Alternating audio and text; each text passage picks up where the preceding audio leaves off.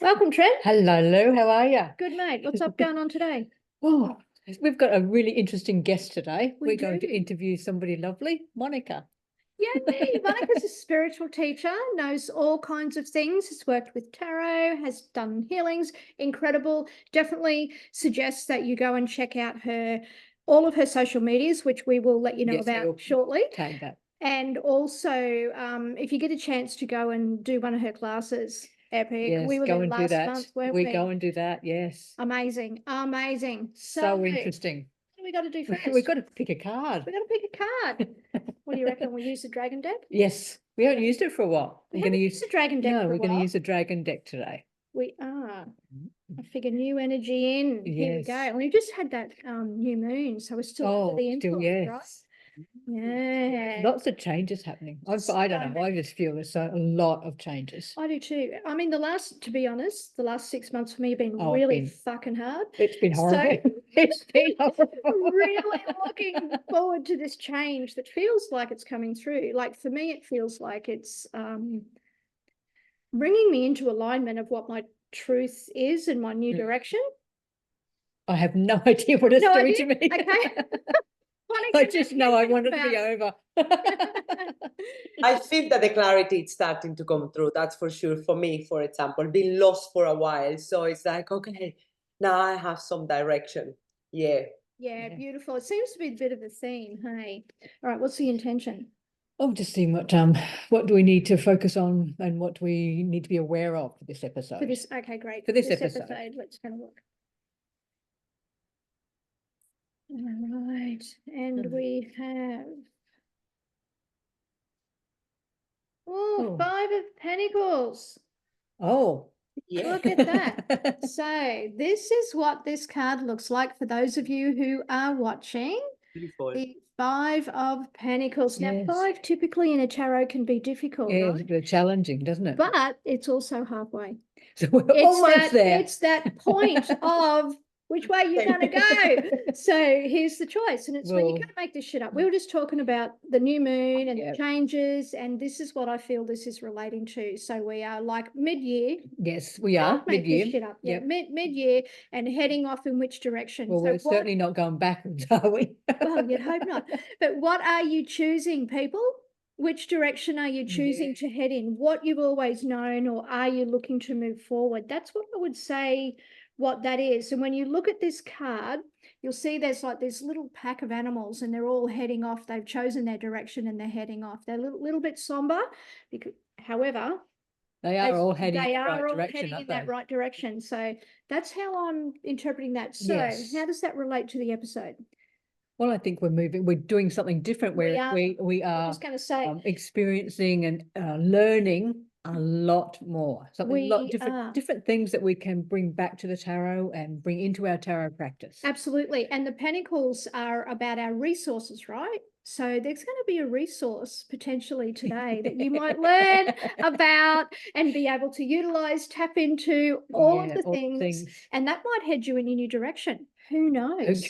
We can only hope. So that's what I would say it is about today.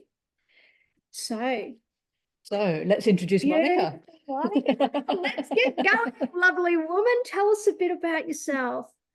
Nice. Well, thank you so much for having me. It is so much fun to be here and sharing with you girls. And I love the name of the podcast and the whole energy around the tarot dealers. So it is an honor to be here. I have been doing tarot readings for a while. I started when I was 18, which it's about 25 years.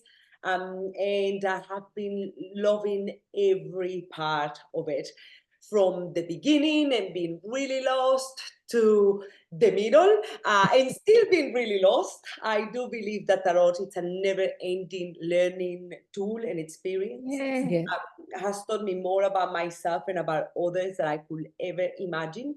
And I envision myself doing tarot readings forever.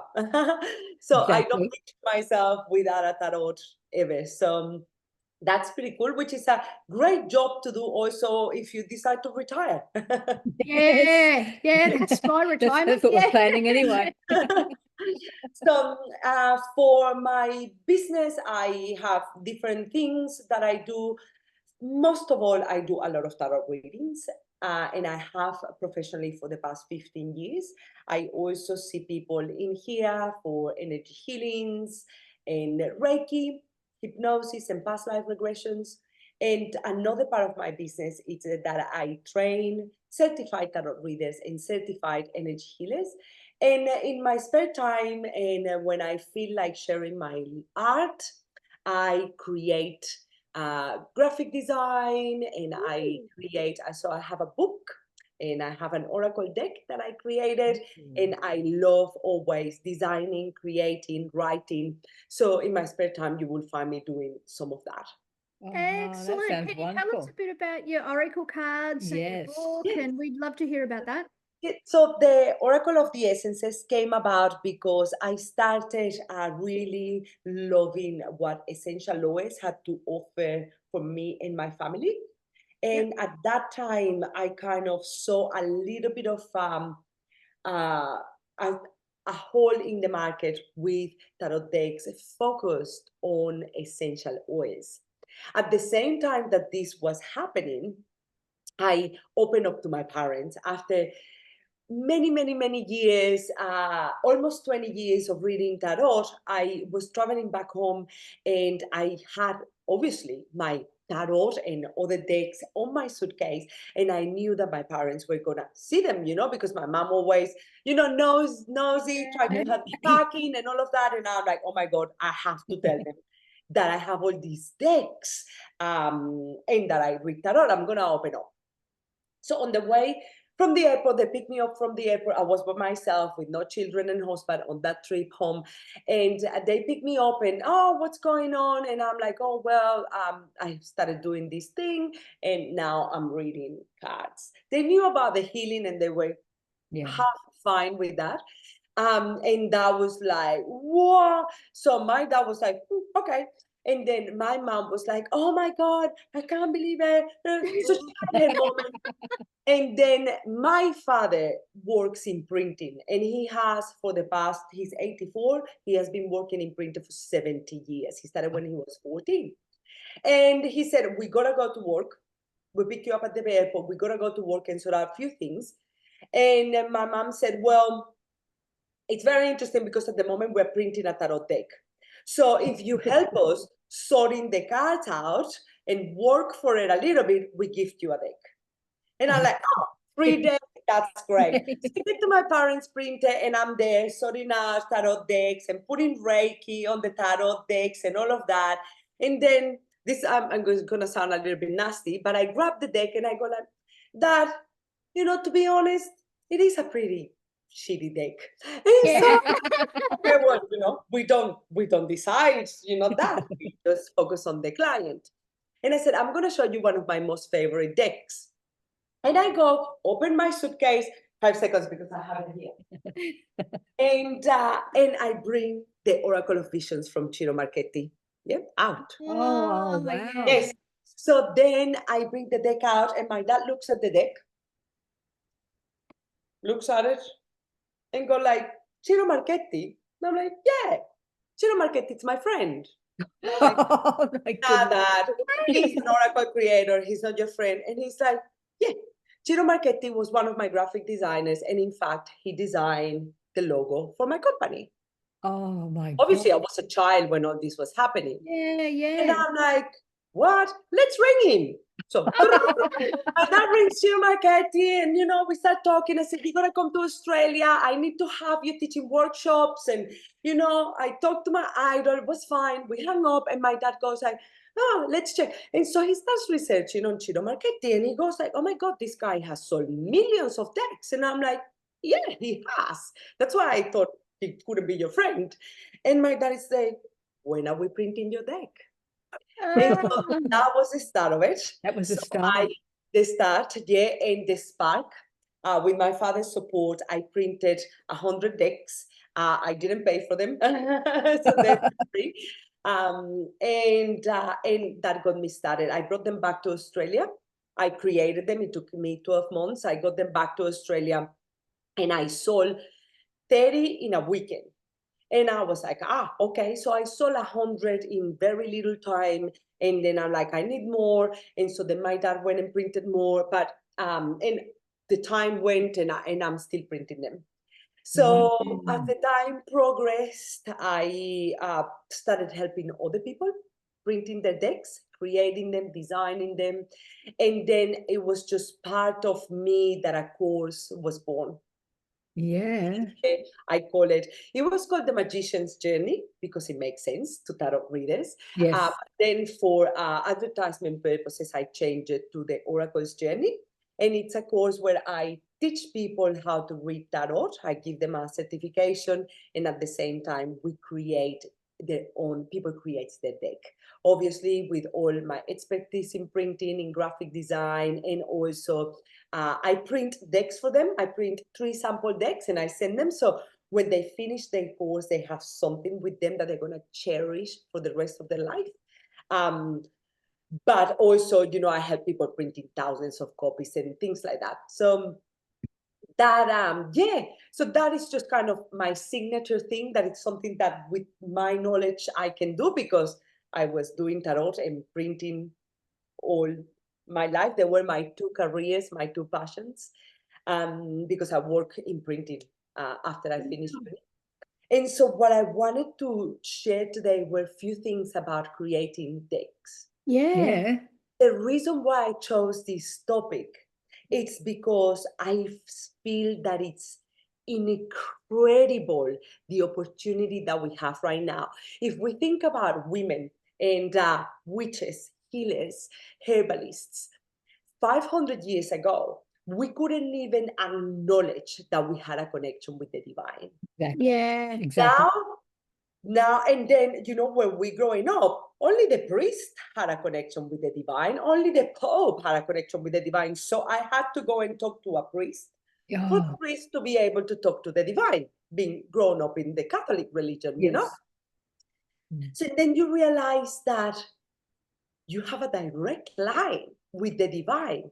And so then you come across all these beautiful tools like oracle decks and cards. And in my lifetime, and I'm not that old, I'm 43, in my lifetime, I have seen the growth on oracle decks. Yes. Oracle decks simply didn't exist when I was young. There was tarot decks, but now we see this huge variety of tarot decks and oracle decks, and so now we not only have a direct connection with the divine, but we can also acknowledge that we are so powerful that we can also create the tools that are going to help us with that connection with the divine. Yes. So I just thought it's like that topic is just so important for me to share with the girls today. Yes. So Yeah, I mean, we're leaning just like, in, yeah, we're like, really just all our attention, like we're like, give it to us. yeah, keep going, keep going. Keep going. Thank you very much. So so the first thing, and I had it written down somewhere. The first thing that I wanted to share was that a lot of people has misconceptions on being self-published and and being published by a publisher. And I feel that that is the biggest question and the biggest hurdle that people has to go through. So I'm gonna start with that. Okay. Yep. There are 2 completely different things. In my experience, and I have done both, I have been published by a publisher and I have done self-publishing. I have made more money self-publishing. But creating a deck, yes, but you have to probably. But creating a deck, it's not only about being a famous, like oracle deck writer or a famous Hay House artist or author. It's about creating a tool that you're going to cherish and love for the rest of your life. Yeah. And, I often tell people, well, just create. And now there is a lot of opportunities to print 1, 2, 3 decks, 10 decks. Just create the tool, have that process of a lot of creativity, but deep study. An oracle deck creation requires you to really learn a lot about the subject, that you're creating that deck about, it really deeply allows you to learn about tarot as well. And that's why I also do my course in combination, because people is like, yeah, I don't know how to read tarot, but I want to create a deck. And for It's me, pointless, isn't I it? no judgment, yeah. But for me, it's like you are kind of, oracles were born out of tarot, so you are kind of not learning the foundations in there to be able to create that deck. So that's also why I like to teach them both together. But it doesn't mean that you have to. Yeah. So if you are creating an oracle deck, and it doesn't even have to be printed professionally, it just really allows you to study the symbolism, to study the background of the card, to study the colors, to study the keywords. So it's not just a creative process, but it's an incredible absorbing, like you really absorb all the information from the tarot. So it can be as simple as grabbing some cards, cutting them all however you like, with your round corners, 70 cards or even less. You can create an oracle deck. I suggest my students 44 cards. Some have created 30 cards, and just cut your cards and just start coloring in, or even printing some photos or copy pasting, and then just play with your deck and see what symbolisms you get. It will take a little bit of time. Obviously, creating a deck, it's not something that happens from one day to the next. I said a year minimum, depending obviously on the complexity of the deck. But it's something that you are going to really, really enjoy. It's kind of a next level witchcraft, like proper craft, you know. But you're also finding so much about yourself during the process, aren't you? Yes, Yeah. yes, yes, yes. And really makes you think, okay, what am I into? You know, what is it really something that I love? Because I say, okay, I sorry, like, where do I start? What kind of deck do I create? And the answer is very simple. What can you talk about for the whole day without stopping? 2 million Oh, as simple as over and that. over and over again. You know, might be cake, you know, might be chocolate. Well, don't then go for it. I can talk about essential oils for a whole 8 hours. I can make a half an hour essential oil workshop, or I can make a 3-day essential oil workshop. So I have a lot of information. And so that's why I thought I would bring it into a beautiful deck. Yeah. Oh, that's amazing. That's so cool. So do you want to show us some of your cards? Yes, definitely. So obviously it didn't start it with this quality, and it didn't start it this beautiful. I this got the beautiful gold around it, and this is some of the cards. So for the creative process, what happened was that I started drawing, and I can't draw. I'm like I can't draw either. big figure type of person. And when I created this, AI wasn't available. And this is one of my favorites. This is the oil I have on right now, Helichrysum. And I just thought, you know what? I need to pay for artists. And then obviously the next thought was like, you don't have enough money to pay for artists. So I went to a Facebook group of lots of artists. And I just put a post in there. I said, this is my budget. This is this is what I'm planning to do. It's anyone that willing. And I had probably about 6 artists saying, yeah, we're willing. And so I worked, and then I had some artists overseas too, in Venezuela, who have been working with my family for a long time. They print with my father, so I engaged them too. And so I had 8 different artists. And what I did to create the consistency of the whole deck is that I had a Facebook group where all the artists posted the card once it was ready. And so then everyone kind of kept the consistency of the cards. I gave them a brief, because I can do graphic design. I can't draw, but I can do graphic design. I gave them a brief that was a picture already. and they just had, it was commission artwork. So they just draw what I show them in the computer. And yeah, that it's also all the creative, it's also mine, but I didn't want it, there is a lot of AI decks at the moment out there, and there is a lot of different, there is photos decks, computer decks, created like virtual images, as well as drawings, and some very simple decks out there that are just figures and words. I wanted mine to be painted. Yes. Yeah. I was just going to ask you, like, what would you personally prefer to work with? Yeah. And the colors is what I would need to work with, the colors. Yeah. So the colors needed to pop out. So then I put all the drawings through Photoshop to be able, and like I have all of the tools, obviously. So I could do it. So I had my cousin, it's a graphic designer. So I said, this is how I want the book. I did the first kind of layer, and then he just made it professionally graphic design. Yeah. Wow. Mm. Wow. You've made it sound like it's not as hard as I personally thought it was. Like, I know I've got an Oracle deck in me, and it's sitting in there, and I've been mulling over, I don't know how to do that, and I need to hire an artist, and I'm like, fuck, that's too expensive, all the things. So you've actually like made me realize this is more reachable and attainable than I ever thought. Exactly. And I've got like this whole idea, like all these insights now dropping in, because I'm just going to brag a little bit. That's my book that got released on the 3rd. Congratulations! That's so beautiful. So I'm looking to, what's just dropped in there is I can create a deck around that.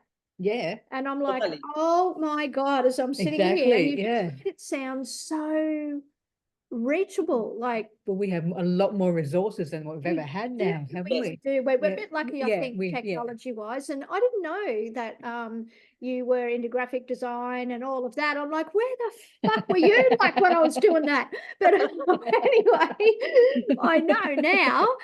I think what I love about your cards is that they're connected like to nature. Yes. That's what I really love about your cards. When I saw them, I think it was last month.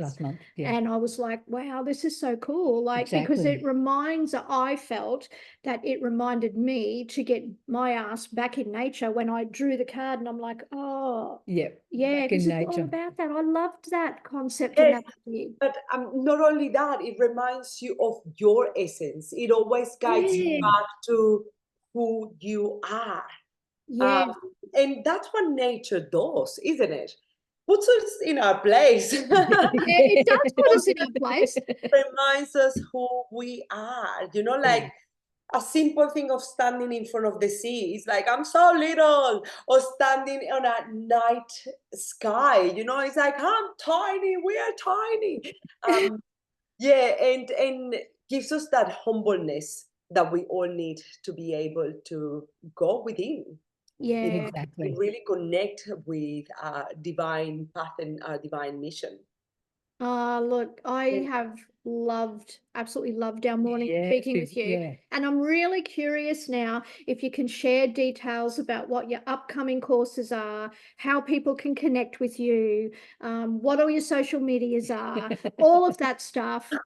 Thank you. We want to share all of that. Of course, because I think it's amazing. You give people a space and a place to actually fall into their own being so that they can be creative, right? That is so important. So, like, I'm sitting here, I don't begin to imagine what's going on. And I am like, I think, and this might be crazy and only my opinion, but I feel a lot of people says that love is the most powerful force in the world. And I kind of understand that. And love has, many faces and upside down and many edges. I think that creativity is what moves us forward. Like, I think there is nothing like creative power. I think love comes after that, to be honest. So I think that when you are in that creative power, whatever it is, creating a cake, creating a deck, creating a baby, other life forms, creating your thoughts and ideas. I feel that that is what enriches the collective consciousness, and that is what makes us move forward as humanity. So for me, creating that space, like you were saying, for people to be creative, I feel that I am putting in there my little light for the collective consciousness to be better and for us to advance and create a better humanity in general. I love that. That's amazing. That's amazing. incredible. It's a testament to who you truly are. Shine bright, little star. Shine very bright. So tell us about Awesome. So the next course, I'm taking a group through now, and the next training it's going to be on the 24th of October 2024. The reason I do these intakes, and it's not like a course that you watch online and do it by yourself, it's that because at the moment and I'm going to be honest, I have about a 90% rate of people finishing their decks on time. So that they don't finish them, just finish them on time. Yeah. If I do that course like, join whenever you want, and it's a pre-recorded, I think that rate is really going to drop. So I take groups in together to do the whole process together, so people keeps each other accountable. Yes. So that's why I have certain start dates, and it's not something that you can just start whenever you want. Yeah. And then you can find all of this on my webpage. All the information, it's on Enchantress.com. And my social media, it's all around my business name. On Instagram, it's Enchantress.official. And on Facebook, it's at Enchantress.au for Australia. Oh, beautiful. Thank so you. the Enchantress, did you hear that, folks? The Enchantress. Yes. So looking for that. Look out for those, and I'll put them in all the socials. I'll tag them all and everything. So absolutely. Yes. So if you want to dive into that creativity, and shine your light and raise consciousness, this is the woman who's going to help you. Exactly. So and not even just start creating some cards right away. Like the most simple deck you can create right now. And sometimes I do those challenges for people on my Facebook. It's to create a chakra assessment deck. So you simply just have 7 cards that you have coloring in on red, orange, yellow, green, blue, purple, white, or light blue, dark blue, and purple. And then you create them, you put all the images you want in there, maybe related to that certain chakra. Then you get your deck together, you put it in your heart, and you can literally create this in 1 week. You put it in your heart and you said, ask the divine and the divinity that lives inside of you to show you which chakra needs attention. Shuffle the cards, pick one, and poof, that's it. And you have a little tool in there that you have just created to help you balancing your chakras. That's fascinating. That's exciting. That is. That's excellent. So the Enchantress. The Enchantress. The Enchantress, right? And we'll drop all of the official all the bits and pieces in where they need to be. We have loved speaking to you. What an inspiration. Thank you so much, ladies. It's been a real pleasure. No, thank you. Thank you. So, folks, you heard it here. The Enchantress. Let's get creative. Exactly. Let's get into it. Yes. So from our hearts to yours, big love. See you later. And we'll catch you next time. Bye. Bye.